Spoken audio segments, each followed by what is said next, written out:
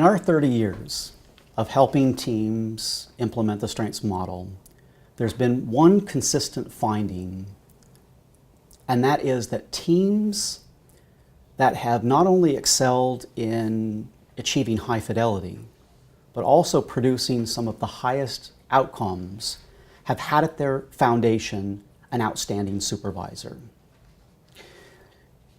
We feel that that works even more than just the strengths model with any evidence-based practice that we've implemented. We see the same thing when implementing the individual support model of support employment, or illness management and recovery, or family psychoeducation, or integrated dual disorders treatment, or even techniques like helping people to become proficient in motivational interviewing.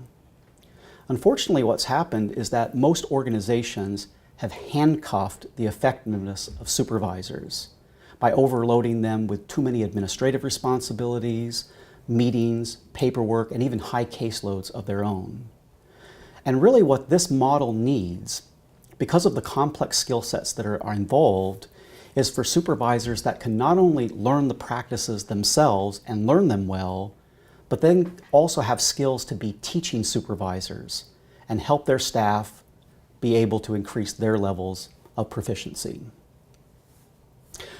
When we're helping teams to implement the strengths model, we first of all ask organizations to make the commitment that supervisors can set aside 8 hours of their time each week to do the following activities. And that would be to facilitate group supervision, to review and give staff feedback on the tools such as the strengths assessment and the personal recovery plan, and then also to be able to do field mentoring. Now, field mentoring is a critical aspect of the supervisory approach behind the model because it's the way that most of us learn. We learn by actually working with clients. Rarely do any of us go to a training and we hear something that we really enjoy, we think, oh, that's a great way to practice, and then are able to bring those practices and implement them. So the model, in a sense, with field mentoring becomes an ongoing learning mechanism for people to become more proficient in skills. In fact, the way I always look at being able to do strengths model practice is very similar to like learning a musical instrument. There would be no way that we would ever go to a guitar training to learn how to play Eric Clapton. What happens is that we hear music that we really like, we think it sounds good, we might be able to play it, but then when we come home, it just doesn't sound right. We pluck that first string and it not only does it hurt the fingers, but then also it just doesn't sound the way that we heard it on the radio or somebody else playing it. But if we're dedicated to doing something and building a skill, like say playing the guitar, we go through those times where we learn simple songs and we build. We get feedback from other people who are listening to what we're doing. We play in front of other people. We allow ourselves to become extremely vulnerable, and that's how we are able to grow. And field mentoring is the same way.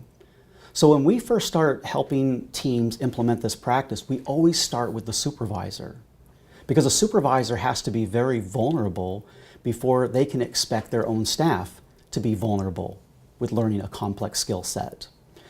And the way that we do this is that we will actually help the supervisor identify skills that they want to improve related to the model. We go out with them and we actually model the practice that we want them to do. We come back, we discuss it. Over time, we have the supervisor go out and actually do these skills, do these practices, and we observe and give them feedback.